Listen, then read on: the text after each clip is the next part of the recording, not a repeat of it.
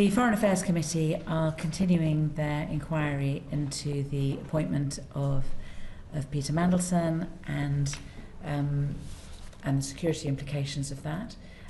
We have in front of us today Catherine Little. We're very grateful to see you. Thank you very much for coming. Would you mind giving us your full title and what your responsibilities are? Thank you for the opportunity to speak to the committee this morning. I have two core responsibilities that are relevant to the hearing today. The first is I'm the senior official responsible for overseeing the government's response to the humble address. And there are two things that I do as part of that. I oversee the operational response across the whole of government, and I also advise the Prime Minister on how to ensure that the government fully complies with the humble address. The second role I have is I am the Cabinet Office Permanent Secretary and the Chief Operating Officer for the Civil Service. And in that role, I'm also responsible for the oversight of services to government departments, of which there are a number which are run from the Cabinet Office. That includes UK security vetting. And I think it's important that I should say two things up front in relation to those two responsibilities. First, I have not been involved at all in either the events to appoint or the withdrawal of the former HMA for Washington. And my first involvement with this was, Peter Mandelson. And my first involvement was when I became responsible for the humble address in February, when I was asked to lead this process by the Prime Minister as the acting Cabinet Secretary. The second thing I should really make clear is that, as has been said in a number of pieces of evidence to you, the sanctity of the operational security vetting system is absolutely essential to the day-to-day running of national security for this country. And so in my responsibilities for overseeing security vetting, I have absolutely nothing to do with the day-to-day operations of UKSV. And that is important to safeguard both the information and to make sure that there isn't any undue interference outside of the way in which we operate with departments. Good. I'd like you to help us with the narrative, really, I think, to begin with.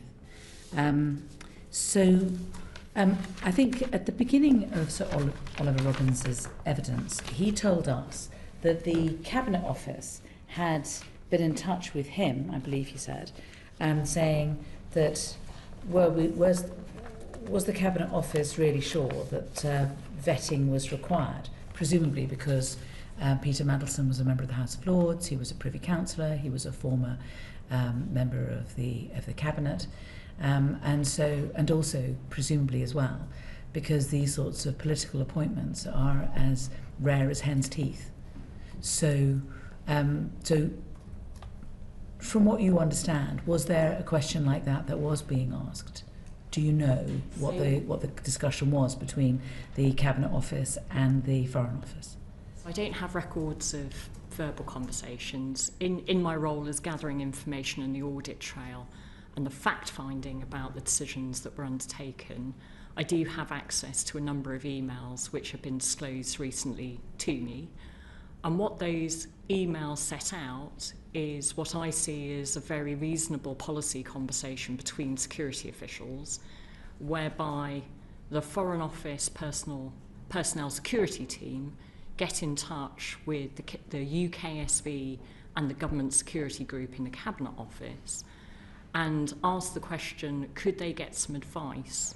Because the presumption had been that given Peter Mandelson had been a member of the House of Lords, that the long-standing convention that he didn't require developed vetting was assumed, and they wanted to get proper policy advice from experts on whether that was the case.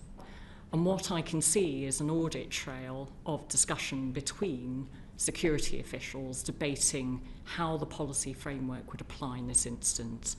And I should say it is unusual, although not unprecedented, for a political appointee to take up post as an ambassador. What I can see is there is a senior official from the Government Security Group that goes back to the Foreign Office security team and advises two things. One, that this is a decision for the Foreign Office, and two, that they would advise developed vetting is sought. Thank you. And so we know that vetting took place. Could you just explain to us, when this developed vetting happens, it's not done by the Foreign Office, it's done by the UKSV, and they produce a document, is that right? That is correct. Was it one document or two documents, or what? It'd be helpful to explain what happens, yes, please do, for the benefit of the committee and the House.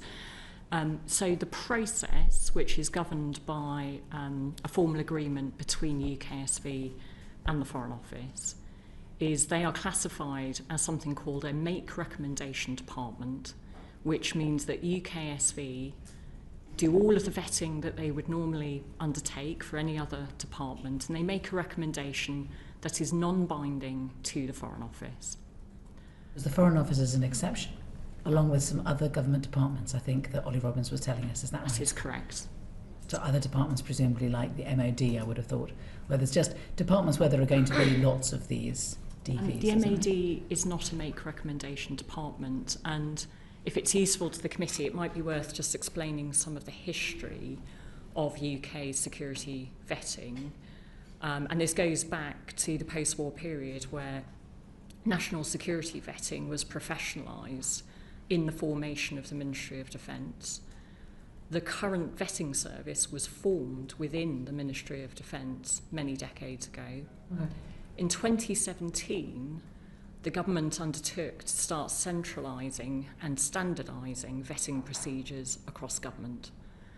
And at this point, the MOD is overseeing vetting services, and this is transferred into the Cabinet Office as a centralised service. And that's part of a number of reforms to centralise services to departments at the time. Okay. As part of that centralisation, there was clearly a need to make sure that the services provided to departments were fit for purpose. And because the Foreign Office is almost a DV by default department, it is very exceptional not to require DV. They were granted this make recommendation status, and that was both a practical and a sensible way to deal with the volume of security vetting required. So to go back to the process itself, that is the context. Once UKSV complete the services that they provide to make the recommendation, they undertake a risk assessment, and they provide two overall conclusions. One sets out the level of concern, and the other sets out the overall recommendation on whether to grant developed vetting. That is non-binding. It is meant to be helpful information for the ultimate decision maker, in this case the Foreign Office, to make a final decision. And how long is, how much, what's the volume of material that is produced by, that would have been given by the vetting body to the Foreign Office? And so at the time of the appointment, and since, the Foreign Office has access and can request access to any of the inputs that go into the vetting process. And forgive me, there might be moments where I'm not able to describe those price do what you can, in order to protect the system. But it is a very comprehensive process, it is thorough, and it requires a significant amount of information. What I can confirm is that at any stage, the Foreign Office, as the ultimate decision maker, can request access to any of that information. Without at this stage telling us what is in those documents, what sort of documents were put before the Foreign Office when it came to Peter Mandelson and his direct vetting? So there are two separate points where I can see audit trails of what information was passed to the Foreign Office. At the time of the appointment, at the end of January, on the 28th of January, the UKSV summary document that I've described was sent to the Foreign Office, and that is a summary of the considerations of the case officer in reaching those two overall recommendations. How many pages is that? It is around 10 pages. Forgive me, I can't remember the precise number. That's all right. In the So about 10 pages. So there's about 10 pages sent. Is there anything else sent? That is it. Okay. What happens, and this is the case for all vetting processes, is the decision-making body then returns the decision taken by the decision-making body. And there is also a page that sets that out. Yeah. And I should confirm that those documents are currently being processed in accordance with the humble address. There is a second point that I can see an audit trail for, which is on the 15th of September last year. The Foreign Office security team request access to a number of documents relating to the vetting file. And on the same day, the documents requested are sent to the Foreign Office. And I don't know who, beyond the individual requesting that information, saw those documents. But my point being that anyone within the security chain can request to see information if they feel it is necessary, because they are ultimately one of the owners of that document. I'm going to leave it to others to go through, what it means, that the form that we've all seen online now, which is the sort of traffic light form, and I know that people will want to ask about that, but I'm just trying to get things so that we just kind of get our heads around the general narrative. And you're now talking about mid-September. Now, we did hear from Ollie Robbins about he had, and I believe he said in his evidence that he had attempted to, let me just find it, and then I've got it written down here. So sorry, let me find it. He said in the middle of his evidence that he said that he had attempted, that in September he had considered getting access to the DV file and had contacted the Cabinet Office and had been told he could not get access to that without there being a national security reasons why. I hope that I've said that correctly from everybody's memory. Yeah. Do you see any evidence of that? The only information that I have is the information that I've gathered as part of our fact-finding, and it is the information I've just described to you. I have obviously looked at what Sir Ollie has said, and I can't at this stage see the audit trail for that request, and I don't know who Sir Ollie made that request to. Yeah. All I can see is that the personnel security team at the Foreign Office requested information relating to vetting on the 15th, and that was granted. Right. Okay. Since we're on audit trails, would you have expected, when looking at the paperwork, to have been able to see an audit trail on what discussions there may have been, or the reasons for a particular decision being made, over and above anything that could have been filled in on this form? So, at the time I informed the Prime Minister of this document and its overall conclusion, I couldn't see at that point any information. I'd not been able to obtain the information that might have shed light on the decision-making process. Since I informed the Prime Minister, the email that Sir Ollie referred to in his evidence to you has been provided to my team discharging the humble address. And that record sets out the decision to grant DV, and it also sets out some mitigations. It doesn't set out or detail the risks. Now, I can totally understand... I'm sorry to cut across you. Who's this email to? It's from the Director of Security, Ian Coulter. And it is sent to his line manager, the Chief Operating Officer of the Foreign Office, and it's copied to the PPS to Sir Ollie. Okay. If I might finish, Yes, just sort sorry. of the context that I think is important, is I said earlier it is a very serious consideration to document at any point the contents of a vetting file.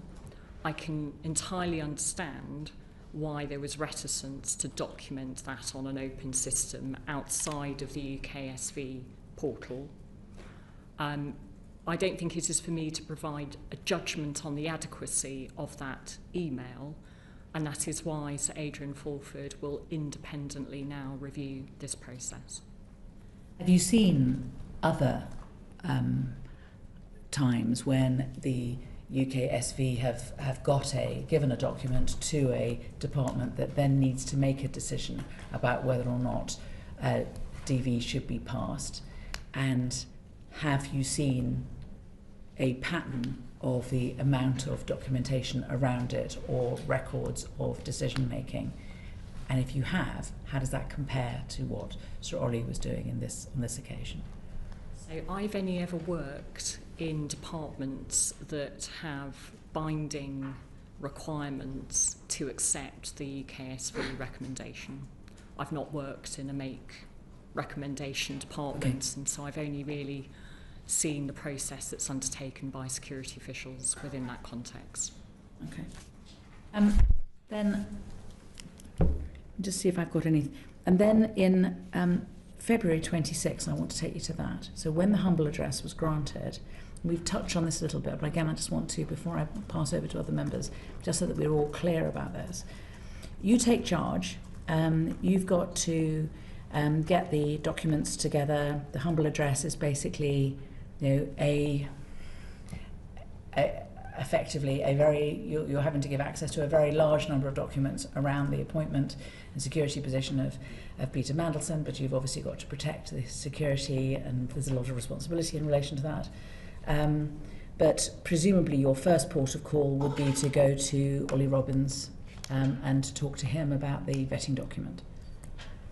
So if I may, it might be useful context to set out the humble address process and the information gathering that has been undertaken. And this is a highly unique situation where we have a humble address with a fairly broad scope, which is running alongside a criminal investigation. Yeah. I think that is unprecedented. And teams across government, hard-working, dedicated civil servants, are working around the clock to process large amounts of information. And this committee will know better than any committee that the national security and the international relations context and the judgments that are required are highly significant and painstaking. As part of my information gathering process, there have been 4 formal requests to all permanent secretaries, including Sir Ollie. And naturally, because the Cabinet Office and the Foreign Office are the 2 departments that are most significantly impacted, given the decision-making context and background, so Ollie and I have had multiple discussions about how best to comply and how to obtain information. So the one specific meeting that I had with Sir Ollie about vetting, and I should say there's lots of debate and discussion about how to treat vetting information for all of the reasons that I said to you. I should clearly say there was no disagreement, but there was certainly a discussion taking place given the complexity of the framework and the guidance. In the middle of March, I have a meeting with Sir Ollie and a senior member of his team, and this is after the point that I've been told that this summary document exists. I specifically ask to see this document and any decision-making audit trail around those judgments at the time. It was made clear to me that that information would not be forthcoming. Who made that clear to you? Sir Ollie. Right. And why? I suppose I'd go back to in the actual meeting, the specific reasons were not discussed, but I go back to the context at the time. There was a lot of back and forth discussion about the status of how we would treat vetting information. I'd advised the Prime Minister that I would give him detailed advice once I'd seen the relevant documentation. Physically, where is it? Is it in the Foreign Office or is it in the Cabinet Office or what? So the UKSV has a secure portal of the highest security standards, and that is the main way within which information is passed relating to vetting between both individual subjects and departments receiving the service. As I said, on the 15th of September last year, documents requested were emailed to the Foreign Office. Okay. So is there a note at this meeting? Yes. Who took that? There were 3 private secretaries in attendance at the meeting, and I personally took a record of it. As a result of his refusal to hand over these documents, what happened? I took the very unusual judgment that I should directly request the information from UK security vetting. And I did that because I go back to my responsibilities to discharge the humble address, which is a responsibility that is unique to me and I take very seriously. I felt that I needed to see some relevant documentation so that I could advise the Prime Minister as to whether we had fully complied and gathered the information that was available and within scope. And what was Sir Ollie's reasons for not handing it over? I think his evidence to you on Tuesday very much reflects the nature of the conversations that we were having at the time. He would prioritise, I believe, and I can't talk about his judgments and decisions. I can only talk about my judgments and decisions, but I think he has set out his view to this committee. Is it about the legal position, amongst other things? Would it be helpful if I set out the judgments that I took in reaching my decision? Okay, let's do it that way.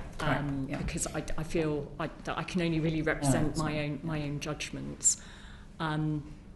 So once I had read the document at the end of March and I'd seen the recommendation that it made, clearly that information was significant and pertinent to my role in discharging the humble address.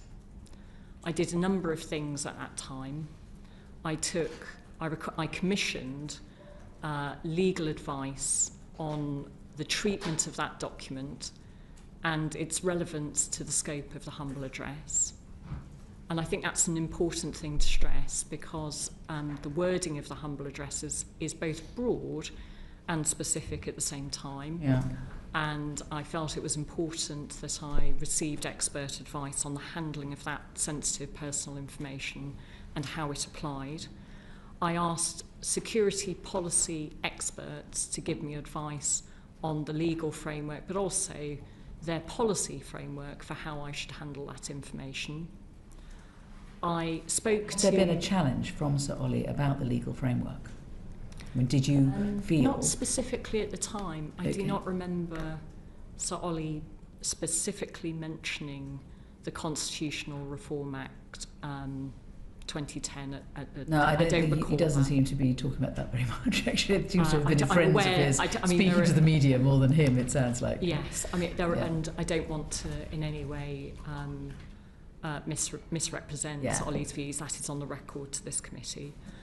The third thing I did is I spoke to the senior official who was liaising with the criminal investigation because I wanted to ensure that the handling of this document wouldn't prejudice that criminal investigation. And I also took expert advice from my priority and ethics team as to any other considerations I should take into account. The earliest opportunity where I was able to receive that advice and ask questions of experts was on the 13th of April, and I told the Prime Minister on the 14th of April. And I personally reached the conclusion that having seen all of that expert advice, that this information was within the scope of the humble address, and my responsibility is to the Prime Minister in advising him as to whether I had fully complied and the government has fully complied in both the letter and the spirit of the humble address. And I felt that this was pertinent information to discharge my responsibilities. Did you go to the Cabinet Secretary? Yes. At what stage did you go to her? I told the Cabinet Secretary once I'd read the document, and I explained the actions that I was going to undertake. You didn't go to the Cabinet Secretary at the stage when you and Sir Ollie were having a disagreement about whether you should get access to the document? I don't recall specifically going into that level of detail. The Cabinet Secretary is obviously my line manager and is the principal advisor to the Prime Minister. She would have been aware that I was having regular discussions with all government departments about obtaining information. All right, thank you. I'm going to pass you on, but before I go to Sir John, I think that Edward's got a question which is a follow-up. Have you? I just wanted to clarify the timelines in terms of when you said you got you read the report on Tuesday. You also said there was an audit trail that included an email from the Security Department to I think you said the Chief Operating Officer of the SCDO, which outlined the mitigations that their Security Department was recommending. When did you see that email? That was after I'd spoken to the Prime Minister on Tuesday the 14th.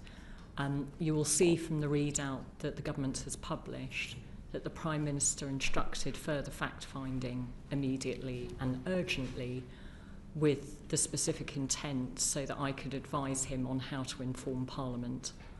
And what is your professional judgment on whether or not the mitigations that the FCDO Security Department was recommending were adequate to manage the risks that you read in the UKSV report? As I said to the Chair, I think my responsibility and my role here is to gather the information and not to pass judgment, and that is exactly why Sir Adrian Fulford has been asked to undertake an independent review. So did the Prime Minister, before making the decision to sack Ollie Robbins, had the Prime Minister also seen the mitigations that would have been put in place? Was it his judgment on whether or not those mitigations were appropriate? I can't comment on a decision-making process that I'm not directly involved in. The Prime Minister had seen both, been briefed by you on the UKSV, Yes. and had seen the email of the mitigations that were being put in place? I don't want to get into exactly who has seen what information. I hope you respect that is to protect national security. I can confirm that the Prime Minister has seen relevant information. Right. Thank you, Chair. I want to just look at three aspects. The first one, we now know that the then Cabinet Secretary sent a note saying that Peter Mandelson should complete his developed vetting procedure before an announcement was made. We also know that Philip Barton made essentially the same, expressed the same view, and Sir Ollie Robbins told us that it was strongly his view that that should have been the case as well. I mean, can you tell us whether that is the official Cabinet Office view, and what you have discovered about the fact that it was not followed through? So my view is that due process was followed, and if I might explain why I believe that, it is because the process, as I've outlined to the committee, is that UKSV make a recommendation and the Foreign Office make a decision as to whether to grant DV. That is the process, and that is the process that is agreed with the Foreign Office. But what I'm talking about is before UKSV had made any recommendation. It is the fact that the Cabinet Office have said the appointment shouldn't be announced and made until DV had been completed, and yet that was what happened against the strong advice of the Cabinet Office. If you might forgive me, I can't comment on events that took place or processes that took place ahead of me becoming the senior official responsible for the humble address. I wasn't involved. You weren't involved, but No. you represent the Cabinet Office, and that was the Cabinet Office view at the time. It was the Cabinet Secretary's view, and he gave the former Cabinet Secretary's view, and he has provided evidence to this committee. And the former Permanent Secretary's view. Yes, and he has provided evidence to this committee. Okay, so is that part of what you are examining?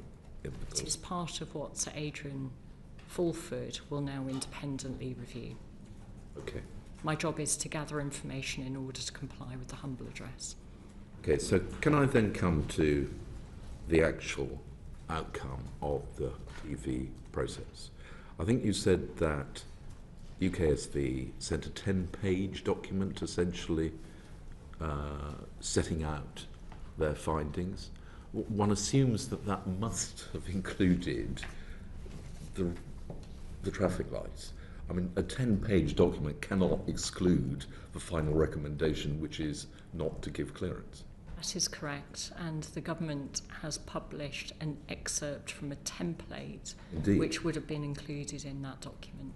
Which is the one which I put to Sir Ollie, and he said that he, even until that moment, and the moment of publication, he had not been aware of it. Did that Can't surprise comment you? what Sir Ollie has precisely seen. He's given evidence to you directly. All I know is my audit trail is entirely between the security team in the Foreign Office and security officials within UKSV, and that is normal practice. I can't confirm what information was briefed to Sir Ollie as part of his decisions. But the fundamental difference, the discrepancy that we heard about when Sir Ollie gave us evidence was that you have confirmed just now the summary briefing document from the UKSV would have said that the recommendation was to deny clearance, and Sir Ollie has told us that he was told it was leaning towards denial, but it was a borderline. Now those two things just don't equate. I can only confirm what I have seen. I don't know what briefing Sir Ollie received. It is an event that I obviously wasn't party to. Isn't that pretty fundamental to the exercise you're conducting? So what is fundamental and relevant to my exercise is whether I've been able to see and gather all of the relevant information to fulfil the humble address and discharging our responsibilities and the government's responsibilities to Parliament. Sorry, do you mind if I just... Yeah.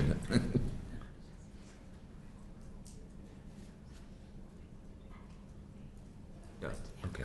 Yes, if you could just clarify for the purposes, the summary document and the template that has been published by the government now setting out the sort of process. The two red boxes just say what they were and that they were the ones ticked. So I would not normally reveal any content of any vetting document. And if you look at what the government has put on gov.uk, we do not set out what the document says. Because of the public discourse and commentary on this very sensitive document, it is now in the public domain, not through the government's issuance of this information, but through a leak that took place last Thursday. And please forgive me, I do not want to put myself nor the government in a position where I'm sharing information that is within the vetting file. No, but the government did take the decision to publish the public Yes, template. and it is an excerpt. And forgive me again, I do not want to provide information that is of a personal nature that is within the vetting document. But if people were to read The Guardian, they would see two red boxes that have been ticked in Peter Mandelson's file, and the two red boxes would be that he was a person of high concern, and the overall decision or recommendation was that clearance be denied or withdrawn. For the sake of argument, let's just say that is what was in those papers, and perhaps if we can move on from that. Yes, I shouldn't comment on what The Guardian have said. Indeed. So can I, before just moving on to my final area, can I confirm that the Foreign Office had the 10-page summary, but Sir Ollie Robbins didn't see the 10-page summary? He was briefed on its contents by the Director of Security, and therefore, in seeking to try and explain the two different views, is it possible that it was simply a failure of full communication in the briefing of Sir Ollie Robbins that took place? I can't comment on a briefing I wasn't party to. As Sir Ollie said, his professional security team briefed him. There's a record of the decision that was taken off the back of that briefing. They are the facts as I can see them. Okay. And we're hoping to have other evidence that will cover that. We'll wait and see. Can I finally move on to one other part of this process? When exactly did the Cabinet Office and yourself discover that the UKSV recommendation had not been complied with by the Foreign Office? So I wouldn't quite use those words myself, Right. but Yeah. I became aware of that information when I read the documents on the 25th of March. The 25th of March. And when did you discuss it with the Cabinet Secretary? Very shortly afterwards, And when did you tell the Prime Minister? on the 14th of April. So why was there such a long gap between you and the Cabinet Secretary discovering this and you're going to tell the Prime Minister? I don't want to be unhelpful in repeating what I said to you earlier, but I immediately sought legal, policy, propriety advice, because this is such an unusual thing for a government official to do, and to handle that sort of security information. I believe I have a responsibility to handle that sensitive information within the framework of both the law and the guidance that I am subject to. And I did not feel that I could share that information until I understood the consequences and the authority that I had to share the information. And as I say, yes, it did take some time to get that expert advice, to ask questions.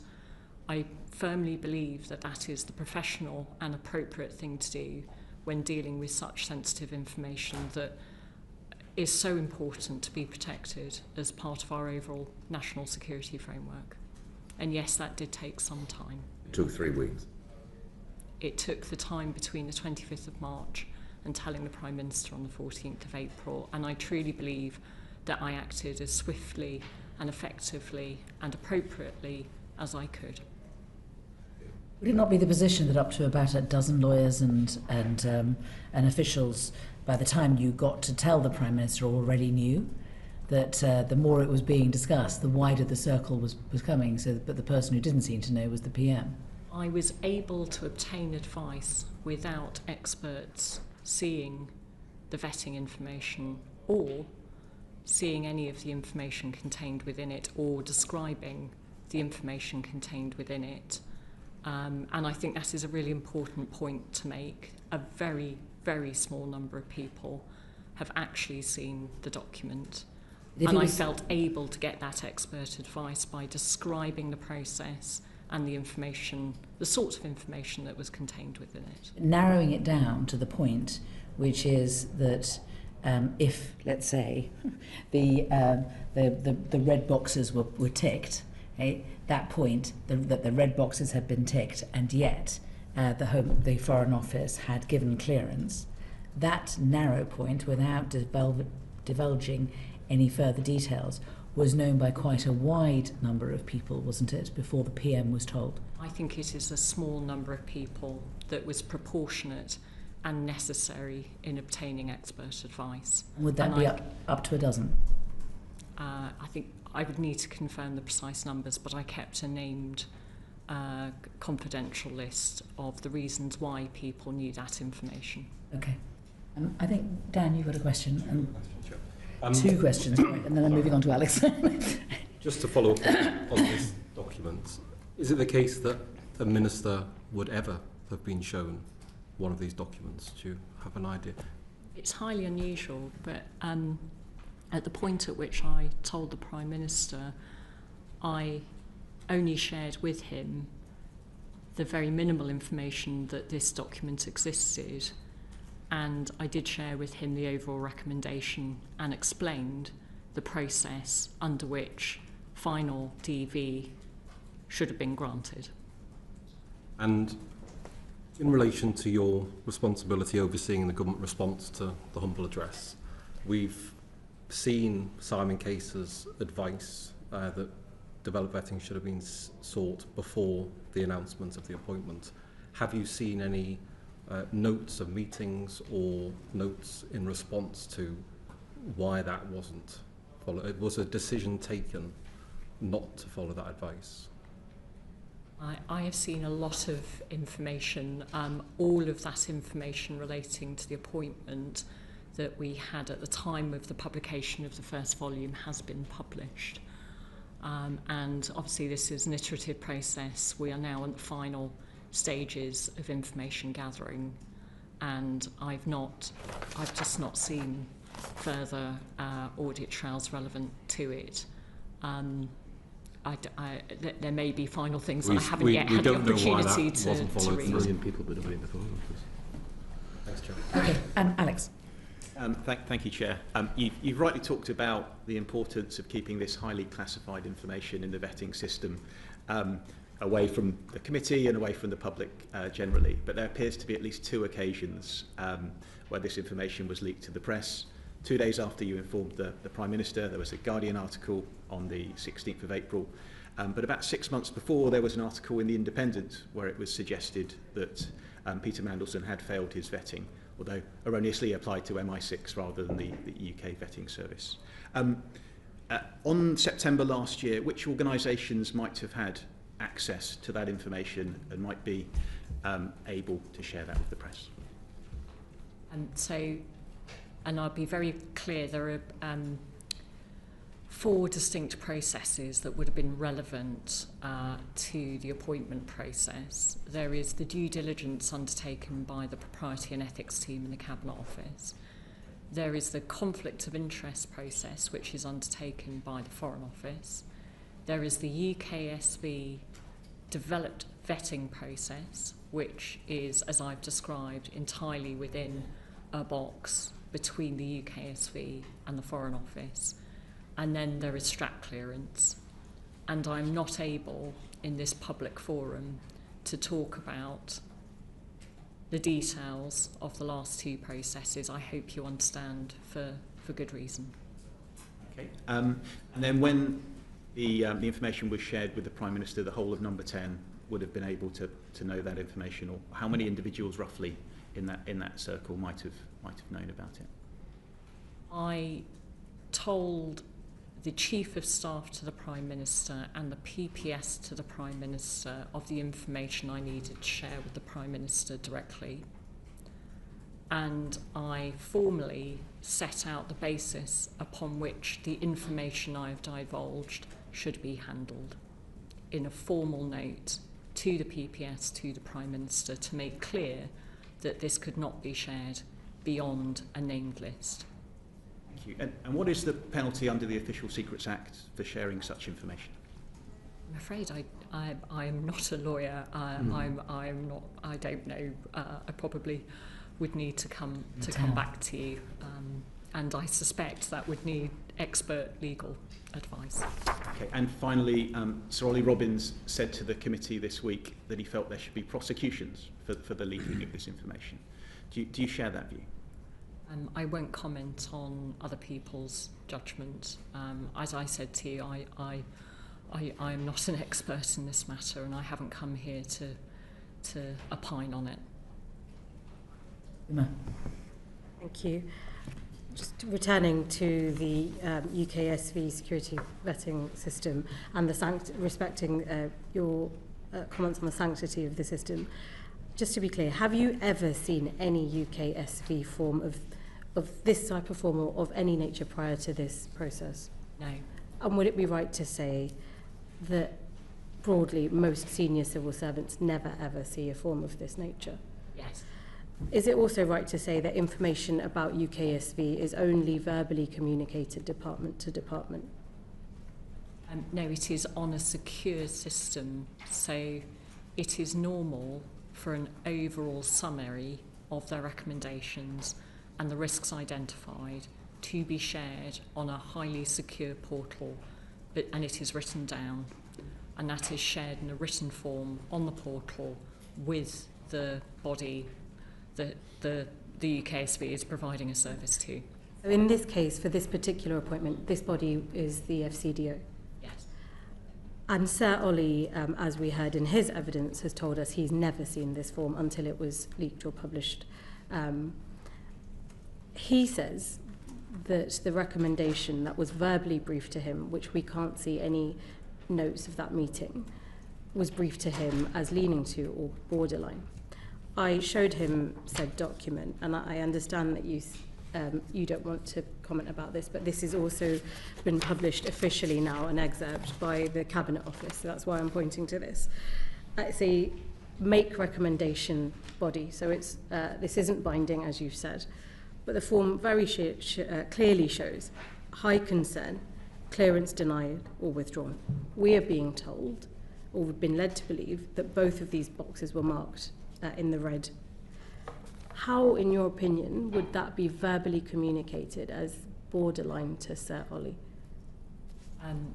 We have very, very experienced security professionals who provide briefings, and obviously they have to take a judgment as to how to share information up the chain. I believe it is quite unusual for a permanent secretary to be directly involved in this sort of decision making.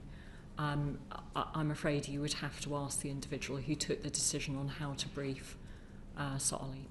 Would you expect, as part of the procedures of how the civil service operates, that there would be a meeting note of these decisions, or how these decisions are verbally briefed, without disclosing contents of the security vetting? So all civil servants are great administrators. We are famous for our record keeping. And the Civil Service Code requires us to take accurate notes and to handle information within the legal framework.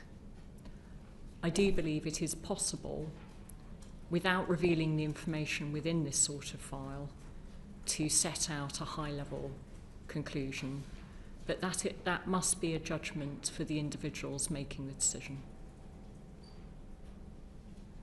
I'd like to go on to the judgment point, because a lot seems to rest on judgment when there seem to be clear processes, but where this isn't quite matching the version of events we're hearing from multiple people is where the judgment part comes in. Mind if you move, before you move on, if I can just ask this, because there's a certain amount of debate in the media this morning about whether or not Ollie Robbins provided Number 10 with an account of the decision-making process last week and before he was sacked. And I just wondered if there was an account, if there was a record of his decision-making process that you were given, and if so, if it would be published. So any information that pertains to the Prime Minister's decision, I don't think is within the scope of the humble address. That would be a decision for the owner of that information. That's the questions I've got, Chair, on judgment. Okay, I'm so sorry. That's okay. And then I'll come to you, Ed, after him is finished. Sorry to crash into you. Related to the Chair's question, on the judgment issue, and so Chris Wormwood told us this in his answer to our session, that the due diligence is in two parts: identification of information and then judgment. And the first part seems very clear, and there's a clear process which seems quite straightforward. But on the judgment, everything gets murky because it's down to individuals applying their own judgment. And you've set out clearly today how you sought extra advice in your decision and your judgment process. How, without telling the Prime Minister that developed vetting and had in essence failed, or that the recommendation was to not proceed, could the appointing minister, which is in this case the Prime Minister, make a judgment on any of this? I think that is the very heart and the substance of the debate, and the Prime Minister has set out his views on how he feels he could and should have been told this information. And I'm not here to sort of add in my role. I think the Prime Minister has been very clear in the statements he's made to the House. My final question, thank you. Do you think, and looking at the Civil Service Code of Conduct, which we went through as a committee recently, do you think the Prime Minister was adequately served by either the permanent secretary of the FCDO or indeed the FCDO by being kept in the dark, even when those Bloomberg emails came to light and he was being made to stand at the dispatch box and speak to a system where some people in the civil service knew that there was more to it, and he was still being sent out without all the information to hand. Do you think he was properly served by the Civil Service Code of Conduct by those briefing him? It's not for me to opine on. As I say, I think the Prime Minister has set out his views as to the answer to your question. Thank you. You want to go next and then Ed? Okay. It's possible. Yeah. Thank you very much, Chair. When you sought the legal policy and pet advice, did you speak to anyone in the Foreign Office and the decision-making chain, Ollie, or any of the people below Ollie who may have seen the documentation to try and get an understanding of what they did? If I can refer you back to my remarks earlier, I had a specific conversation once I was aware that such a document might exist directly with Sir Ollie. And it was made clear to me that that information would not be forthcoming. And so it wasn't until I told the Prime Minister, who instructed me to undertake formal fact-finding, that further inquiries were made immediately of the Foreign Office. And as much as you can tell us about those inquiries, did you pick up concerns from the Foreign Office system about how this had come about? Were people worried about the way the decision had been taken or the information had been conveyed? Can you share any of that with us? So at this point, the audit trails are documented, and I think the summary of that is, of course, yes. And I think Sir Ollie, in terms of your question about concerns, I think Sir Ollie has made clear in his evidence to you that he was concerned and he remains concerned about that information being treated now in the way it is. This is so unusual to be talking about this in the public domain like this. But in particular, I was just wondering about this discrepancy between what he says he was briefed at and what the form said. Did you pick up within your Foreign Office conversations any other evidence about concerns in the system about that? No. Thank you. Yeah. Thank you. I'll go to Ed and then I'll go to Afra. That's all right. Thank you, Chair. I just wanted to clarify. You obviously had a conversation with Sir Oliver about accessing the information, but prior to that, had there been a conversation with Sir Ollie about the advice that he received, and did his answers to your questions around that match the evidence that he gave to the committee yesterday? So no, because I didn't know anything about the decision-making or the process that had been undertaken within the Foreign Office. Because there weren't any records. Because there weren't any records, and when I was asked to understand it and for information in line with my role on the humble address, I was told that information would not be forthcoming. Subsequent to you gaining access to the UKSV, was there a conversation with Sir Ollie about the advice that he received and the decision that he made? No, because I didn't know that he'd received advice at that stage. Subsequent to you receiving access to the UKSV report, did you have a conversation with Ian Collard, who was the head of security at the time, to establish what advice had been given to, or what information had been shared with Sir Oliver? I didn't personally, because I asked my Director General leading on the fact-finding that was commissioned by the Prime Minister to have that conversation. Did the information that was provided by Ian Collard differ from the evidence that Sir Oliver gave to the committee yesterday? That is not for me to share. I would advise that you should talk to the Director of Security directly. I understand he's coming to give you evidence. We're hoping so, yeah. Yeah, the fact-finding that the Prime Minister commissioned has not yet formally concluded, although I should make clear that the vast majority of the investigation, all of the information has been confirmed by the Foreign Office as being divulged to us, and I have read all of that information. And when you briefed the Prime Minister on the limited amount of information you were able to share with the UKSV, the risk mitigations, or I don't know if you briefed or you provided, please clarify, the mitigations that were outlined in the email, did you also at that point provide the Prime Minister in any form with information as to whether or not the advice of the Foreign Office Head of Security differed from the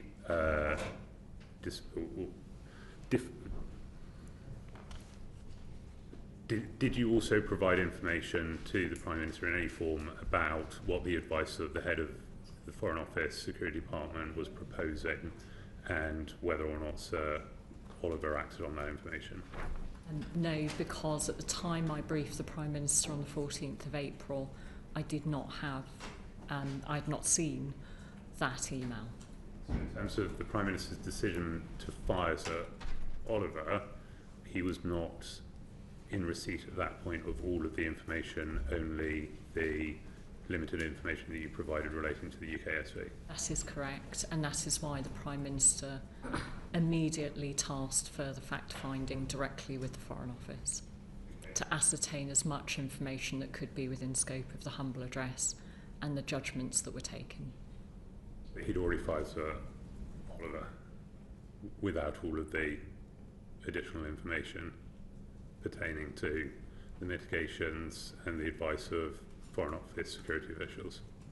Sorry, would you mind repeating that I'm question? just trying to work out the timeline in terms yes, of what information the Prime Minister had when he made the decision to fire Sir Oliver, and what information was provided to the Prime Minister subsequent to that. I'm especially thinking about the email with the mitigations in it, or the advice of the security officials within the FCDO, or Sir Oliver's memory of the advice that he was provided. I can confirm that the Prime Minister would have had relevant information, and whilst I must make very clear I'm not involved in the Prime Minister's decision here, I do know that there were conversations directly between the Prime Minister and Sir Ollie. Thank you. I wanted just to go back through some of the questions about the process, and then also asked generally about kind of security vetting more broadly. Sir John mentioned this before, but Simon Case had made it clear that security vetting should have occurred before Mandelson's appointment was announced. And it was only in September 2025, following the concerns about Mandelson's appointment, that the PM then asked Chris Wormald to look into the process for vetting. Why do you think that he needed to ask another opinion when he already had the view of the former Cabinet Secretary on that issue? I cannot comment on a process that I wasn't involved in. My absolute role here is to make sure that I gather information in relation to the humble address, and I've not been privy to any of the events or processes prior to me taking on this role. So as part of the humble address information, will there be any information that UKSV might have provided to Chris Wormald as part of his review into the vetting process? The humble address will disclose all of the information that is relevant in line with the terms of the humble address. If it is in scope, it will be processed for publication. Okay. And as we've talked about quite extensively, the FCDO is a make recommendation department.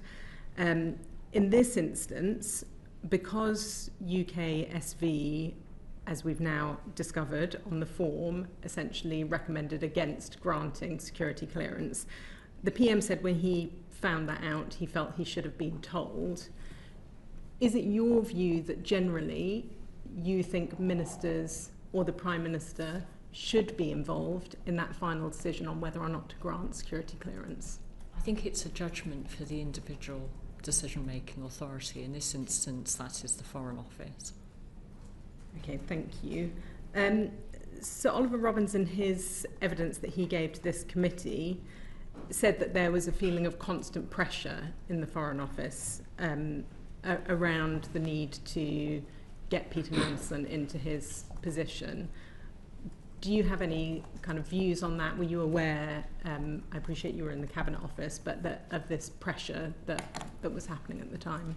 Was there any evidence, in fact, that was found? Things like call logs or emails in her doing her job? Did she come across anything? I can't comment on events that I wasn't privy to. I wasn't involved at all, as I stated up front. As part of the humble address information gathering process, I've not seen any documentation that would formally confirm that level of pressure. But I must repeat, I'm only looking at information in the audit trail and the documentation that I've been given in relation to the humble address. I can't comment on the atmosphere at the time. I wasn't involved. Thank you. You shared some information around the claim that the Cabinet Office questioned the need for vetting, and you set out how you think that occurred and the correct, as you see it, interpretation of that. Are you aware of any special advisors who are suggesting that Mandelson might not have needed vetting? Has that come up in any of the paperwork that you've seen? I have shared with you the information that I've gathered as part of the humble address and the document trail I have seen. So would you, though, given that we've talked about the kind of level of note-taking that is required and where there might be notes and minutes, would you have expected to see notes in relation to that from a special advisor or PPS?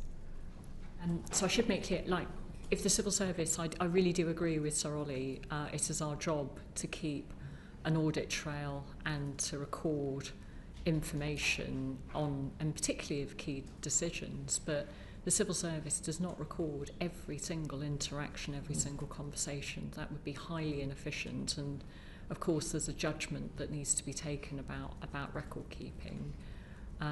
So ultimately, if there were discussions, it's not unusual for either Number 10 or other private offices to call to ask for a process update.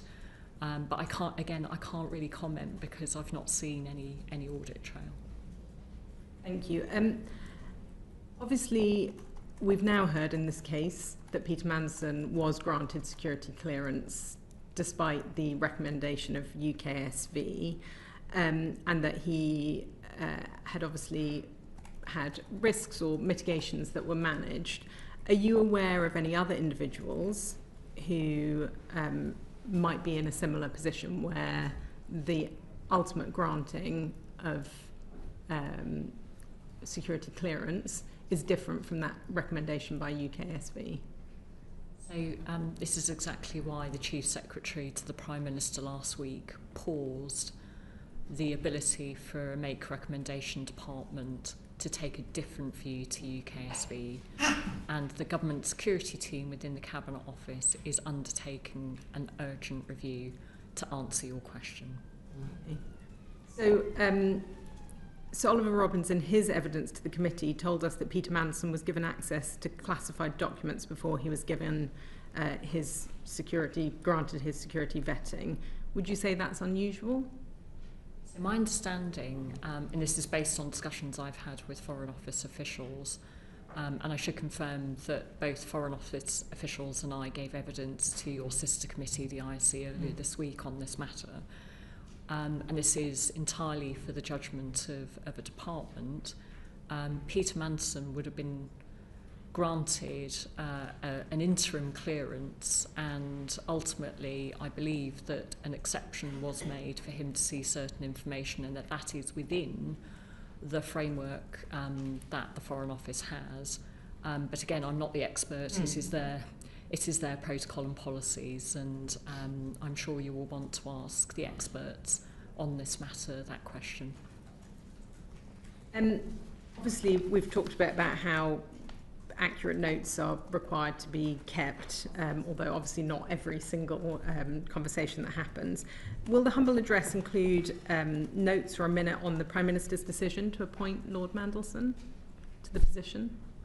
So in the humble address volume 1 that has already been published, we have shared all of the documentation relating to the Prime Minister's decision. That is already published and publicly available.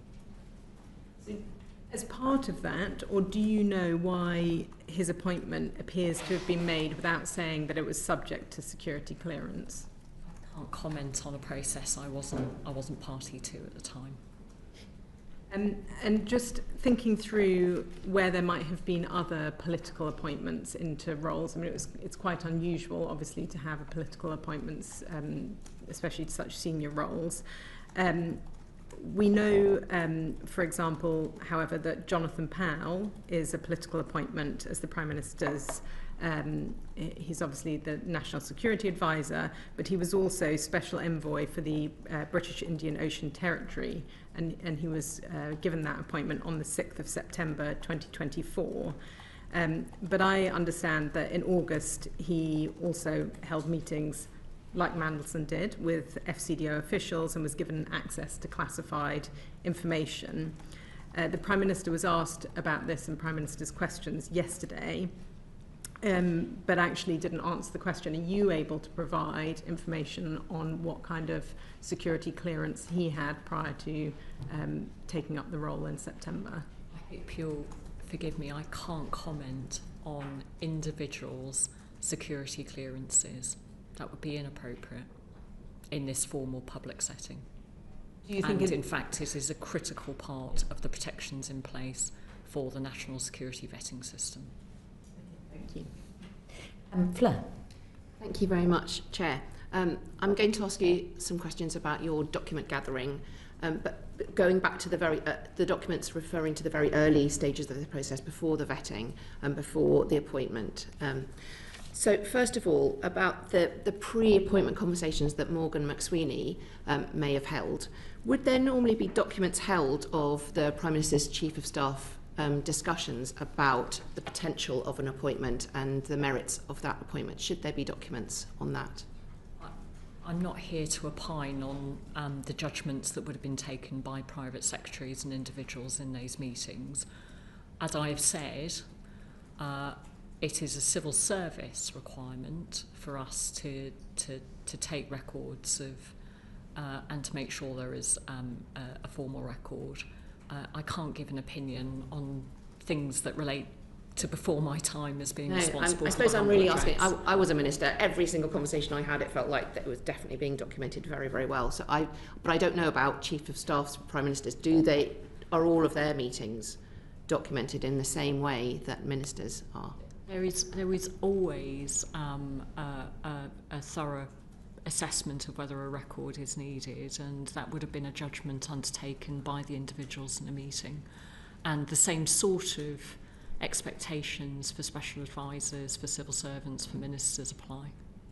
And it is set within the various codes that relate to the terms of employment. That's helpful because we're seeing him next week, we hope. But in your as you're gathering the documents, are you saying to everyone, have you got these documents? You get them in and you look at them. Are you able to go back and say, there seem to be some missing documents there, and you are investigating a little bit more in your document gathering? Yes. So do you think there are any missing documents around those decisions? Have you asked any questions about more evidence of meetings by Morgan McSweeney before he even said to the Prime Minister, should he consider going forward with even the due diligence, even the security vetting? So the early stages, do you think there are some missing documents there? I think I have undertaken an incredibly thorough and robust approach to identifying all information across government that could be in scope of the humble address. Thank you. The next question is about the letter from Sir Clive Alderton, who is the private secretary to the King. It's to Sir Clive from Philip Barton, recommending that the political appointment of HM Ambassador. I know you've read so many documents, you can't be expected to know the details of all of them, but in this document it says, the Prime Minister has indicated his intention to recommend during this Parliament a small number of political appointments, plural, to serve as His Majesty's ambassadors overseas. And then he goes on to recommend that Peter Mandelson is adopted as the first one of these political appointments. Do you know if you have asked about whether there were other political appointments in scope at that time, or if it was just a kind of a general catch-all paragraph to say there may be some, here's the first? or if it's more specifically, there were some other political appointments actually being considered at the same time, and therefore it is relevant to the humble address because it's looking at the Prime Minister's decision making around the appointments of ambassadors. So the humble address wording is very specifically in relation to Peter Mandelson. I haven't asked that question because I do not believe that that would be within the scope of my responsibilities in relation to this humble address. Okay, that's clear. Thank you. And then my third area is around the due diligence itself. The document is there. Did you, before publishing that, did you have to seek the same kind of legal advice and policy expert advice and propriety and ethics team advice about that you did have to about the security vetting? Was there any discussion about whether you would release that due diligence report? Because as you know very well, it contains information about the concerns about reputational risk on previous departures of Mandelson from office, of Epstein, of China relations. It's got all of those things. Did you receive advice before that, or was it very clear that you could publish it? I've sought independent legal advice on a number of documents which were published, and I continue to retain counsel advice to help me in questions I might have, and you'll appreciate there is a very, very large number of documents. Anything that might be contentious, contain personal information, might prejudice the criminal investigation, I would obviously seek expert advice. Thank you. My last question on the due diligence is that in the due diligence there's obviously issues that were then taken up in the security vetting, but there's also issues about reputational risk.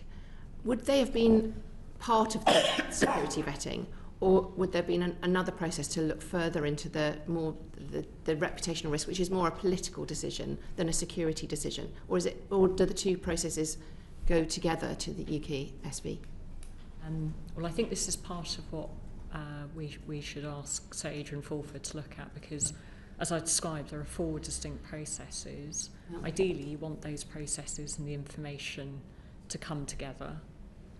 And in this instance, they are conducted at different times, and there are good reasons for why that is the case, and it is perfectly normal for these processes to be undertaken by the individual authorities responsible for overseeing them and the people who have to make decisions about them. But I think it is fair to say that there are some overlaps in the risks and the information, but they are used to assess for different things. Mm-hmm. So in this case, then, in your role as Chief Operating Officer now going forward and looking at how we operate on this in the future, and that ministers and the Prime Minister are given all the advice they need, this may be an area which is looked at about unusual appointments like this. This is where it really comes to the crux, that there should be more of a reputational risk assessment as well as a security risk assessment. Well, in many ways, the reputational risk is covered within the due diligence, and I hope the record that's in the public domain indicates some of that assessment. But in my role, both as Chief Operating Officer for the Civil Service and in overseeing the humble address, we are learning a lot of lessons, and I am determined, as is the Prime Minister, to make sure that lessons are learned. I've got John, and then Edward, and then Alan. Just a quick follow-up to the questions Fleur has been asking. You've said that all the documentation around the appointment itself has now been included in the first batch of published documents, and that you've been very rigorous to make sure it covers. Why is there no formal record of the actual meeting at which the Prime Minister decided to go ahead and make the appointment?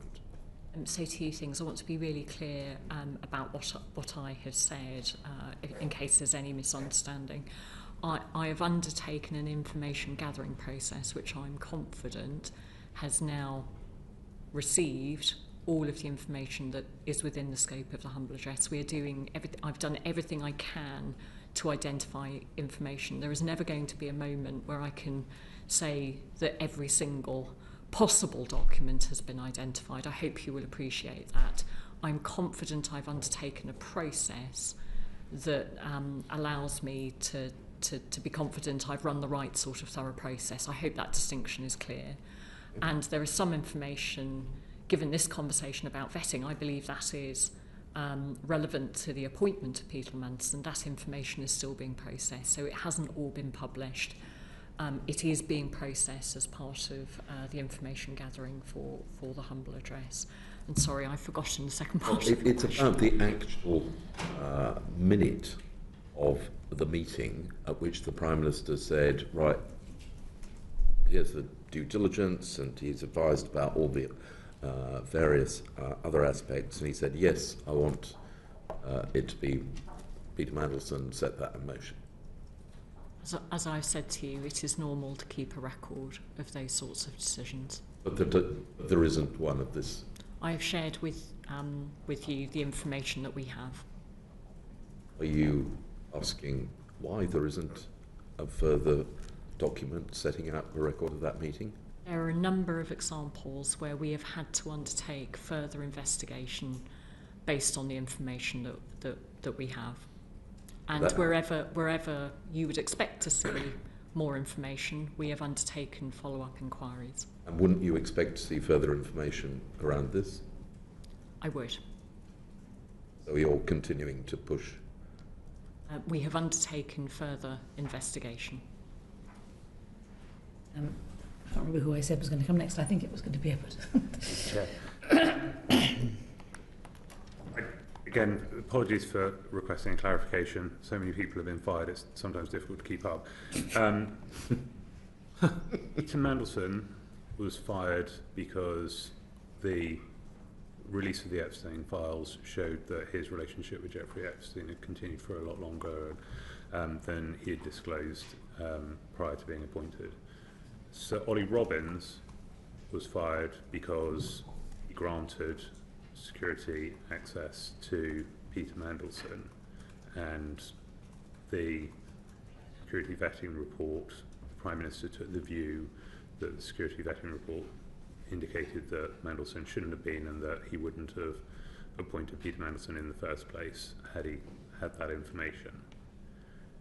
You have seen both the security vetting report, and to be clear, I am under no circumstances asking you to disclose anything that is in that. You've also, and is now a matter of public record, the due diligence report and the information that the Prime Minister was shown. Ollie Robbins was fired for granting security clearance and not providing the information to the Prime Minister earlier.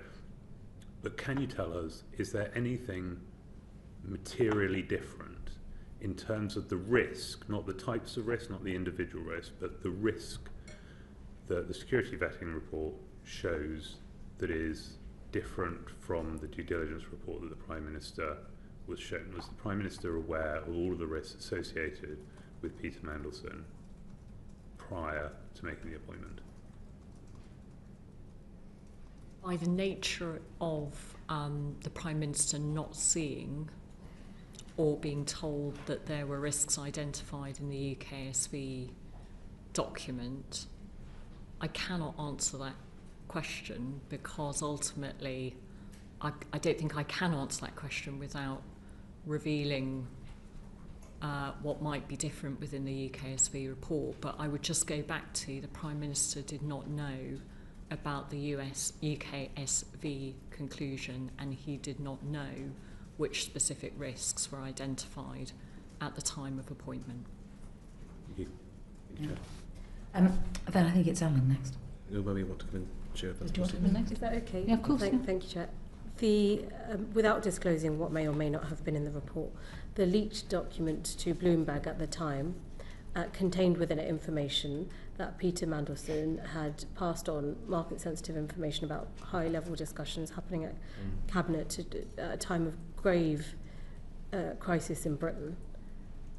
Would information of that nature come up during UKSV? I'm not asking if it did. Would information like that, if Bloomberg had got hold of it, surely our security services could, in theory, find information of that nature? It could do. Thank you. Thank you, Chair. Thank you for your time today.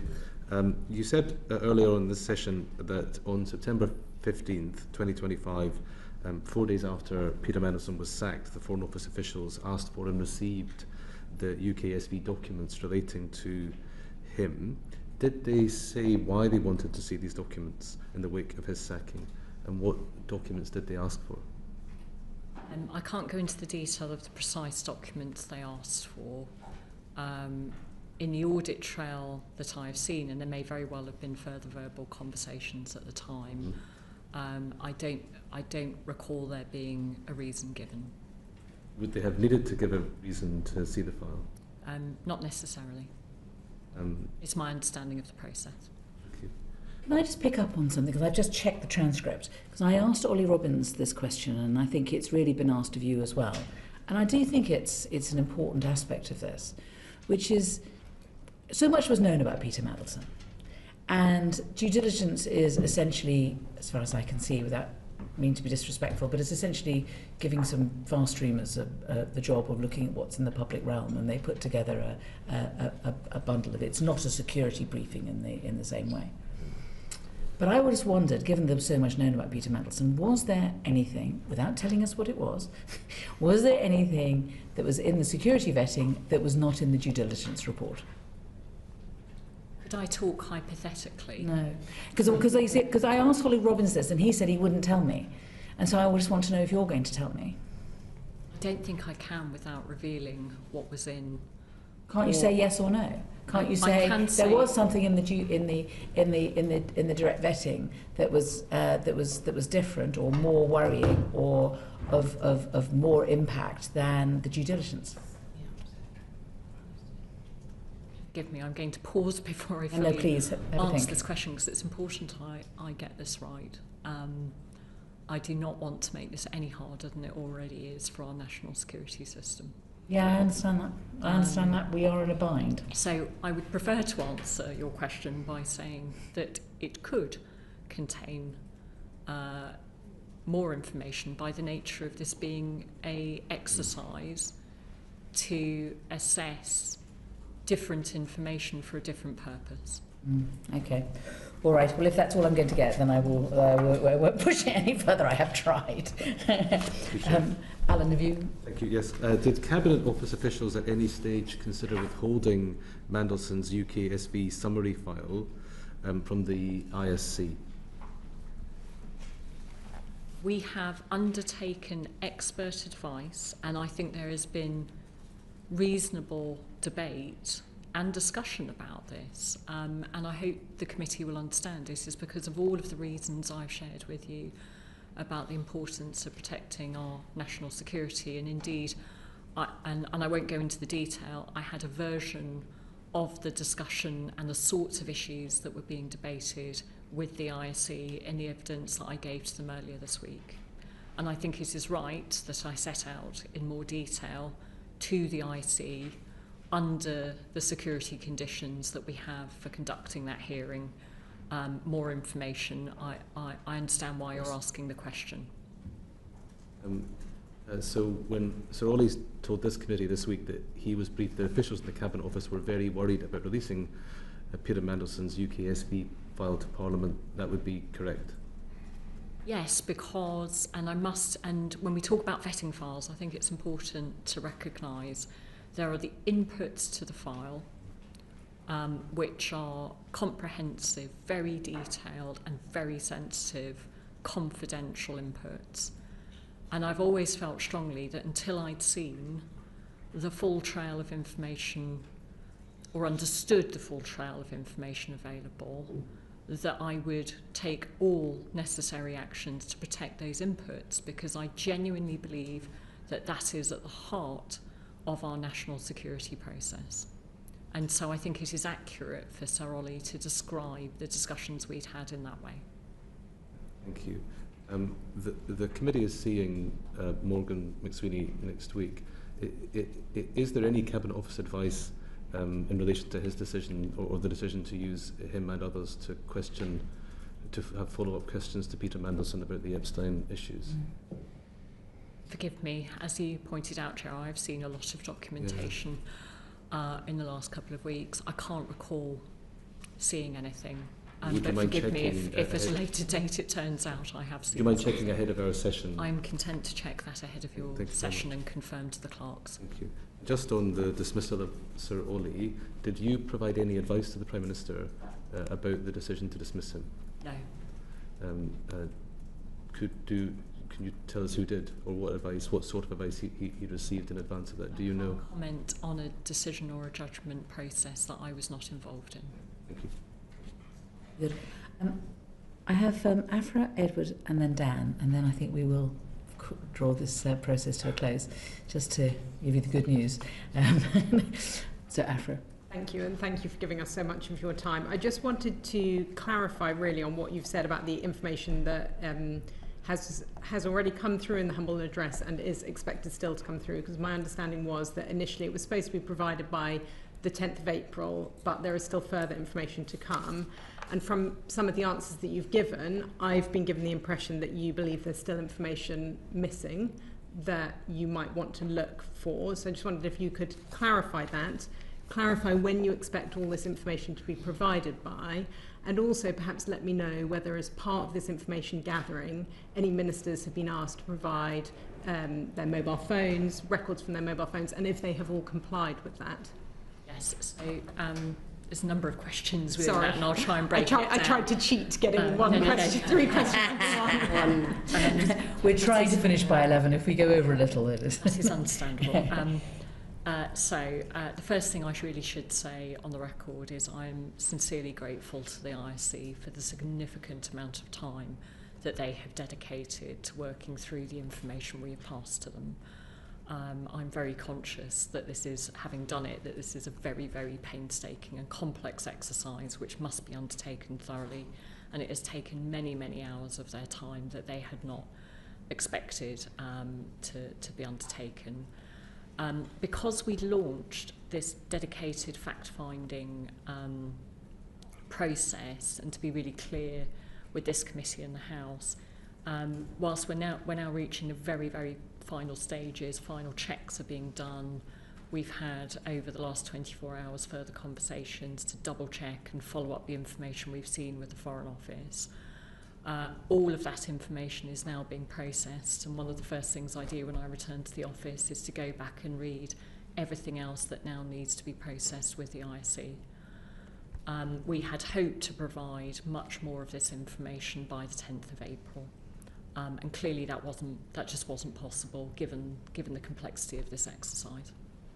So just what date do you expect to have it by? Do you think there is information missing, and were ministers asked to hand over their mobile phones and information from their mobile phones? I described earlier the process that I've undertaken to be as thorough and robust as possible in the information gathering process. I will never be able to say to you that I have definitely got everything, but I will be able to assure the House that we have undertaken robust processes to gather all information relevant to the humble address. To answer your question about electronic communications, there has been a distinct formal request for all ministers, senior officials and special advisors to provide us with direct communications with Peter Mandelson, and we are doing final checks on all of the information that we have received by any form of electronic communication in line with the scope of the humble address. And all ministers have complied with that? All ministers have undertaken the processes we have requested of them and complied with the Information Commission. Edward.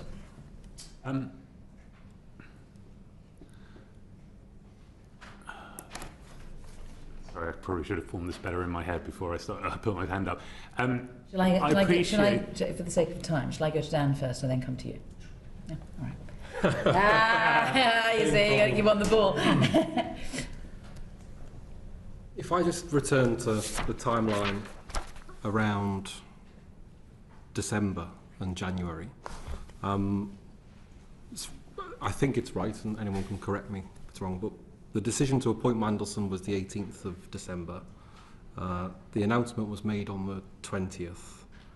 Vetting began on the 23rd. Ollie Robbins became the permanent Undersecretary on the 20th of January. I'm just wondering, in terms of what you've decided is in scope for the humble address, will we be seeing any papers relating to the early departure of Sir Philip Barton? And again, forgive me, I'm recalling all of the information that I have seen.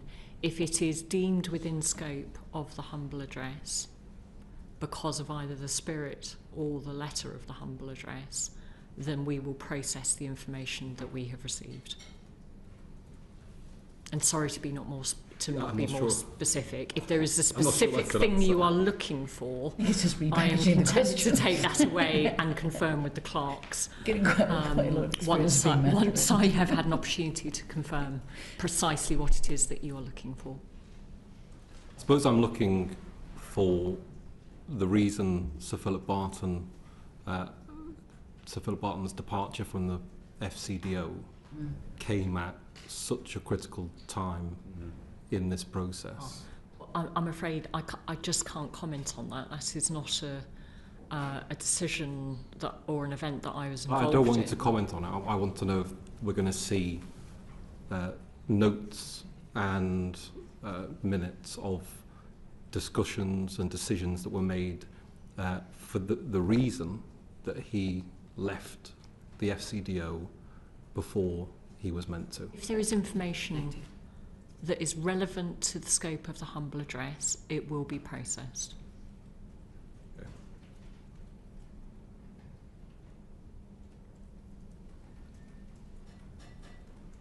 I think you've accepted today that due process was followed throughout the vetting process. And I just want to clarify that that means the decision maker for passing vetting was Ollie Robbins. I would refer back to the evidence that Sir Ollie has given you, and I think this is an important point to draw out. Sir Ollie would have been responsible at the time and accountable for the decision-making process. It is not entirely clear to me where the formal final decision was made. I have a document back from the UKSV that records on the portal the decision that has been made, and I have an email from the Director of Security to the individuals I described earlier. But there's no document, and would one expect a document that reflected the thought process, the discussion, well, we've been told this, but if we mitigate this, so-and-so said it would, I understand, please tell me if I'm wrong, that these civil service notes are, quite often will be, so-and-so said this, and so said that. And I appreciate there were only two people there, but there was an important discussion going on. We've had this recommendation from the vetting people. We want to proceed with appointing him with mitigations and an actual detailed discussion as to why those mitigations would be relevant and would deal with the concerns that have been raised. Wouldn't that be reasonable to expect? Some kind of, proper note of the back and forth, the give and take, if we do this, that'll work, although we've got to be really worried about that. Do you see what I mean? In my personal view, I think what you have described would be a reasonable expectation, but I must repeat what I said earlier. Would that be... I must repeat what I said earlier, that I can entirely understand why security officials involved in this were trying to avoid documenting information within the vetting file. But I have to agree with you, what you described, I think in my personal view, would have been a reasonable document to record. Yes.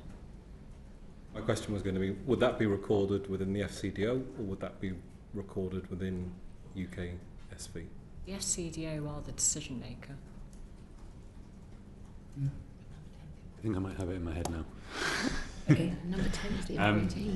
Which is that putting aside, and I wouldn't ask you to opine on it anyway, putting aside whether or not Sir Ollie Robbins was the decision maker, although ultimately accountable for the decision to grant security access to Peter Mandelson, or whether or not that was the right decision. Put that aside for a moment. your understanding of the process, the powers that the FCDO has, its position as a DV by default, but also only taking advice from UKSV and having the power to make the ultimate decision, and everything that happens subsequently in terms of the decision to withhold information from the Prime Minister or otherwise. Did Sir Oliver do anything wrong, or did he operate entirely within his rights and powers and responsibilities as the Permanent Secretary of the FCDO? I'm not here to opine on that, and I don't think it's appropriate to give a judgment. You can't tell us if he stepped outside of. I'm very sorry, process. I'm not going to be drawn into giving an opinion on the actions of one of my former colleagues. I do not think that is within the scope of my responsibilities in discharging the will of Parliament and the humble address. You tell us if he's a good civil servant? I would repeat what I just said to you. I'm moving on to Alan. One question, is there FCDO guidance on how it takes vetting decisions? And if so, have you seen that? I assume so. I've not seen it personally. Would it be possible for us to see that and to come to our own conclusions about whether the actions of Sir Ollie were in line with that guidance if it were to exist? I can ask my government security team to take that request away and report back to the clerks based on our responsibilities in the Cabinet Office. I'd be very grateful if you did that. Thank you.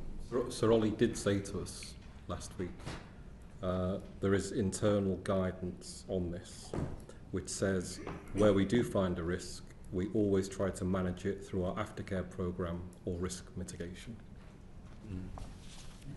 I'm going to give Uma the final question. Thank you, Chair.